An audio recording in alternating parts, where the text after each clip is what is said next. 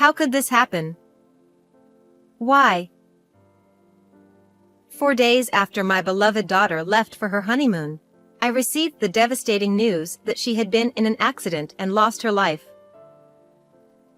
She had finally found a good person and was about to start a happy life. During the funeral, my son-in-law wept, saying he would never stop grieving. But something he said struck me as odd. Something's wrong. Could it be murder? A strange feeling of unease gripped me, and I began to investigate the truth behind the incident that took my daughter's life, not knowing that the truth would plunge me into despair. Since losing my husband in an accident when I was young, I had raised my only daughter, Emma, on my own. Emma was an honest, straightforward, and considerate child, and I was proud of her. We had our share of hardships, being a single-parent household, but when she introduced me to a man she wanted to marry, I was truly overjoyed. Emma's fiancé, Jason, was a serious civil servant. His parents had passed away, and he had no siblings. According to him, he was all alone in the world. When I first met him, I found him to be a well-mannered young man with a refreshing appearance, someone who seemed to have no flaws. What? You're not going to have a wedding? When my daughter told me this, she had a very downcast expression. Jason said he doesn't like flashy things, and it's a waste of money. He thinks just getting registered is enough. But didn't you say you wanted to wear a wedding dress? As a young woman, she naturally wanted to wear a special outfit for such a once-in-a-lifetime event. But just when they were about to get married, she and Jason had a disagreement. Jason says he wants to splurge on the honeymoon with the money we save. He really wants to travel abroad. I understood. If they want to enjoy both a sizable wedding and a trip abroad, the costs would certainly add up. But still, not listening to any of my daughter's wishes seemed unreasonable. They could have compromised, like choosing a domestic trip or finding a budget-friendly option for the international trip. The fact that Jason seemed to disregard Emma's feelings made me uneasy. Still, I didn't want to strain their relationship. With that in mind, I decided to invite them over to my house. Emma, do you mind if I try to persuade Jason? I asked her, and then spoke directly with my son-in-law.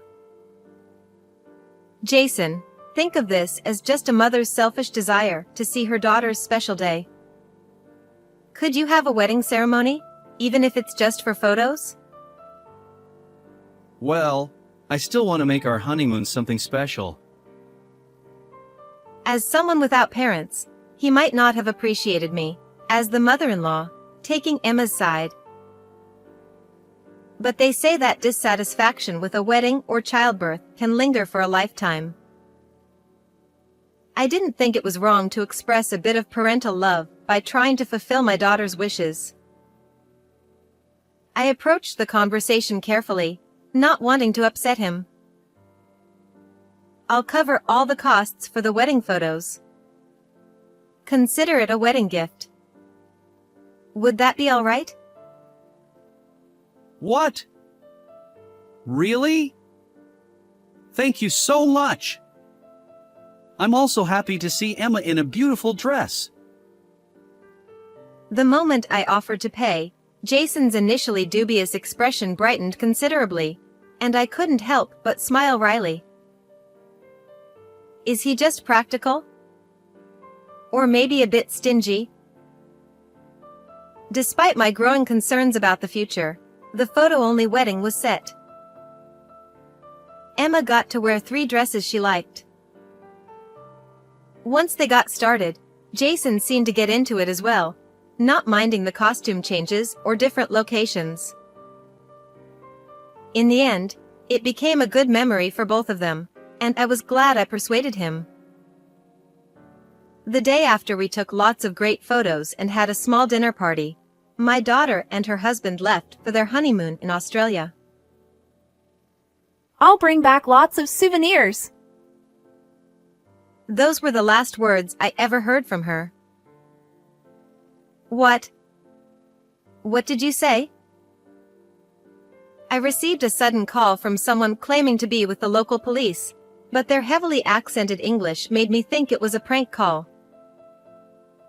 However, the person on the other end quickly passed the phone to someone else, who spoke fluent English and clearly informed me. Your daughter has died. It was 4 days after Emma and Jason had left. They told me that my daughter drowned while diving. Apparently, she had twisted her ankle while sightseeing the day before they were supposed to dive. Despite that, she insisted on going into the water because she was looking forward to it. I think, at some point, the call transitioned from the police to my son-in-law, but to be honest, I don't remember much from that moment. By the time I came to my senses, Jason had returned home. My daughter's body had been brought to the funeral home, and I was holding Emma's memorial portrait. Wearing mourning clothes, I found myself bowing and receiving condolences from one mourner after another. It was only then that I started to fully grasp what was happening right in front of me. Perhaps because I was in such a state, or maybe he felt the same, Jason hardly spoke to me until the day of the funeral. My sincere thanks to everyone for attending my wife Emma's funeral today. My son-in-law said, delivering the eulogy. His voice was flat, almost mechanical. But as he began recounting the events leading up to my daughter's death, his voice started to tremble. Eventually, he broke down, sobbing and struggling to finish his sentences. They were supposed to start a happy life together. And now this. No one could have expected such a tragedy. Of course, it's understandable that he would react that way. But wait. At first, his speech seemed like the usual funeral remarks. Yet, something felt off to me. Later, as I spoke with some of Emma's friends who had attended the service, I noticed even more strange details. Friends were saying things like, I didn't know Emma was married. It's my first time seeing her husband. To my surprise, it turned out that Emma and Jason hadn't told anyone about their marriage, and they didn't share any mutual friends. Maybe they planned to announce it once the photos were ready? But is it really possible that no one knows Jason? There was a fair number of mourners at the funeral, but none seemed to be from Jason's side. Was that normal? Something didn't sit right with me. I felt that the only way to resolve my growing doubts was to speak directly with Jason. But before I could do so, the situation took a drastic turn due to a statement made by one of the funeral attendees. It was 2 weeks later when I finally contacted my son-in-law. By then, he must have been overwhelmed with sorting through Emma's belongings and dealing with insurance paperwork. I still have some of Emma's insurance documents here. I'm sorry, but could you come by to pick them up? As soon as I said that, he came rushing over. Hello. Where are the papers? He started to ask, but before he could finish, a large fist slammed into his face. Jason's body lifted slightly off the ground before crashing back down onto the floor. What? What? What? He clutched his face, utterly confused. No wonder. He hadn't seen this coming. Finally, we found you, you idiot brother. You tricked my aunt and cousin. How dare you? Waiting in the room with me were my niece Amy, who had traveled from afar, and Jason's older brother, John. So this is what was going on. I was right to trust my instincts back then. What? What's happening? Why is my brother here? Jason stammered, still dazed. The unease I had felt during Jason's eulogy at the funeral was now clear. On that day, through his tears, Jason had told the mourners that his wife had attempted to climb Ayers Rock the day before the diving trip. He explained that she had slipped and twisted her ankle, which caused her to drown because she couldn't swim properly. But that story doesn't add up, I said. Why are you bringing this up now? And why is my brother here? You lied to me. Emma would never climb Ayers Rock. I stepped closer to Jason, who was still sprawled on the floor, glaring at him. She was terrified of heights, ever since she slipped and fell off a cliff during a hiking trip years ago. Emma was so afraid of heights that she wouldn't even step onto the second-floor balcony at home. There's no way she would willingly climb a rocky mountain. She only did it because I begged her. I knew the climb was going to be banned soon, and I really wanted to do it. She agreed, but that's why she... Jason trailed off, trying to sound remorseful. His face showed a pained expression as if he was burdened by guilt, but I wasn't buying it. Even if that were true, no husband in his right mind would let her go diving after she twisted her ankle. My daughter had been a seasoned diver, well aware of the dangers of diving in poor physical condition. She wasn't foolish enough to take such a risk just because she was excited about it. And I don't trust you anymore. Not after learning that I don't even know who you really are. Well, that's... I mean... Before he could stammer out more excuses, John grabbed him by the collar and forced him into a kneeling position. Ow! Ow! Ow! Jason cried, trembling and sobbing from the earlier punch. John was an imposing man, nearly 190 centimeters tall, with the build of someone who teaches martial arts. It's no wonder Jason was shaking. Anyone would be terrified to face him in a rage. But I didn't feel any sympathy for him. You're still up to your old tricks, huh? When did you become Jason? Your name is Jake.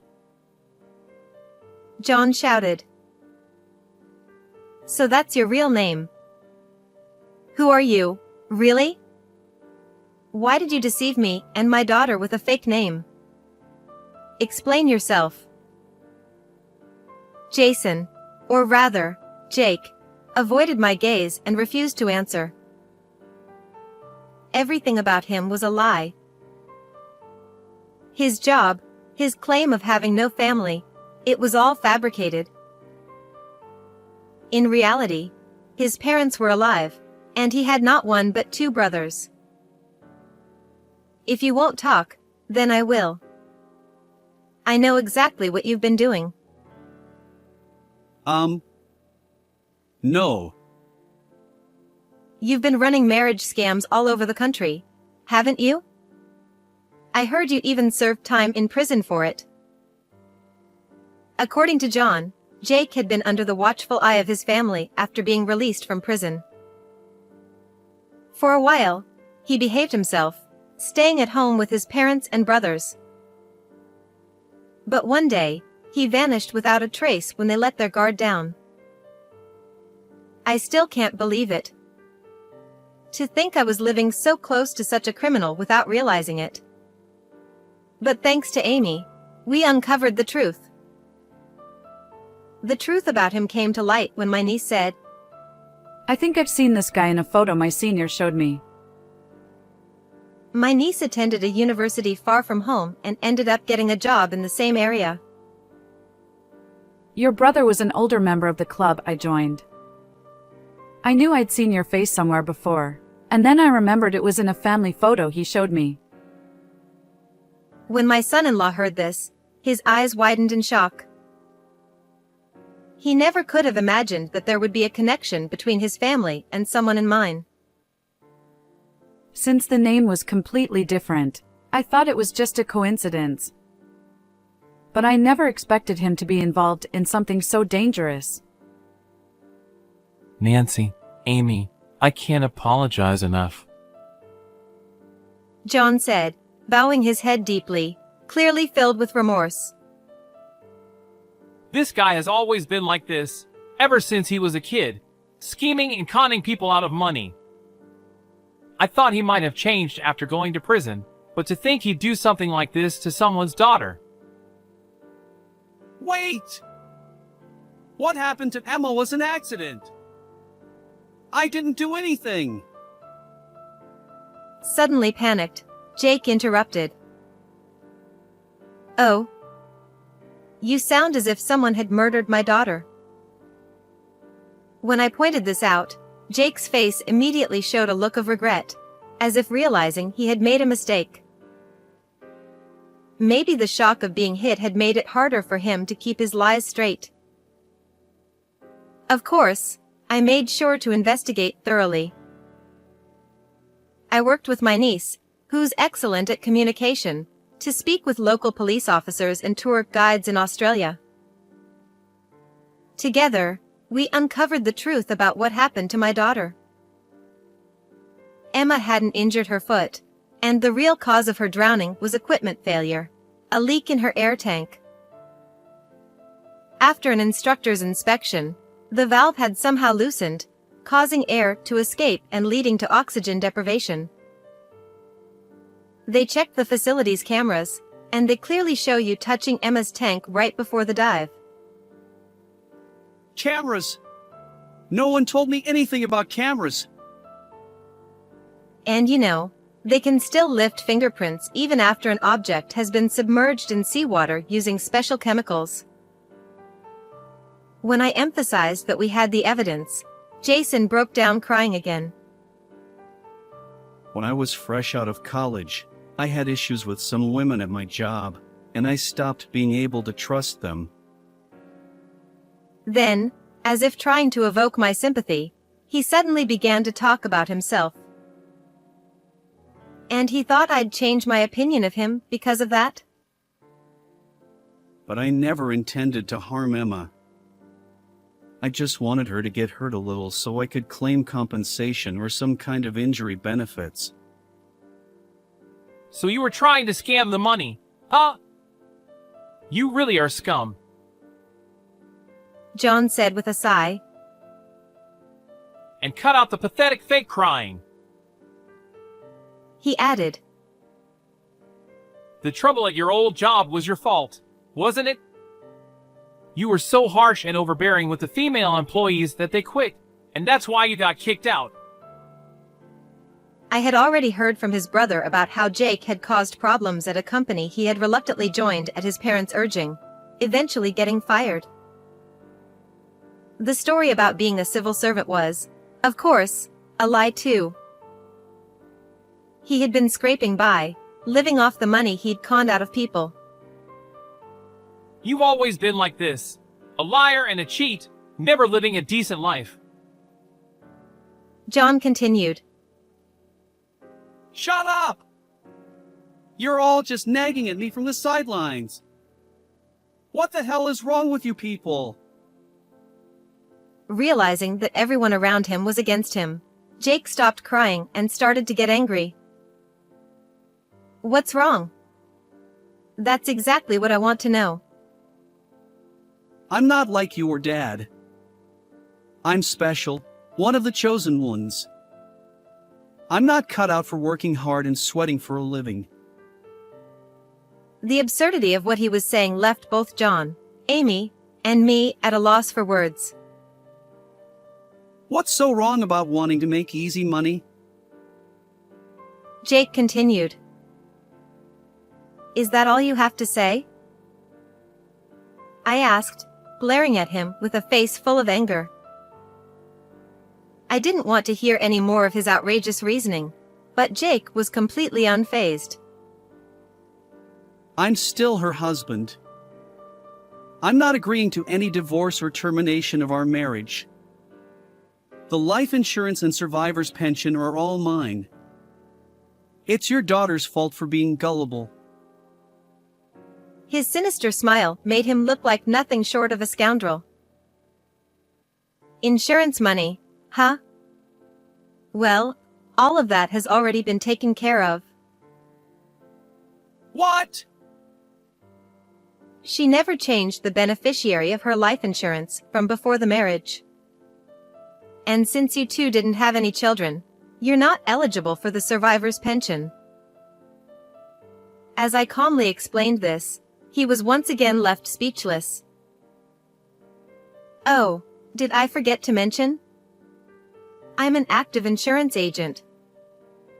She came to me right before the trip, wanting to review her insurance. After helping her revise the beneficiary and coverage, I sent the two of them off on their trip, saying I'd handle the paperwork later. But just as I was about to finalize everything, the police contacted me, and I hadn't completed the process. Were you in such a rush for the money? But if you were planning to cash in on insurance, you should have at least checked who the beneficiary was before carrying out your plan.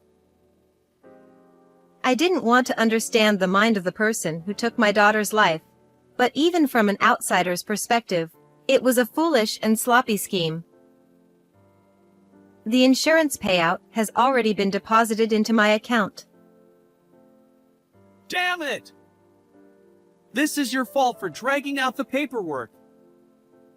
Hand it over! It's mine! As he tried to approach me, demanding the money, John stepped in to hold him back. But at that moment, I reached my limit. My body moved on its own as I went to the bedroom, grabbed a bag containing bank card and credit cards, and hurled it at Jake's already bruised face. Oof! Ouch! The blow must have been excruciating, especially since it hit the already swollen area. But my daughter's pain and suffering were far worse.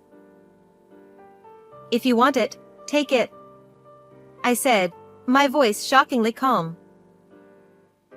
Though I couldn't see myself, I imagined my face must have looked like a mask, devoid of any emotion. I don't need the insurance money or anything else. Just give her back to me. I slowly approached him, enunciating each word. Give me back my daughter. I could hear him swallow nervously. I've recorded your confession and called the police. You're heading back behind bars. You, damn it! You'll pay for this.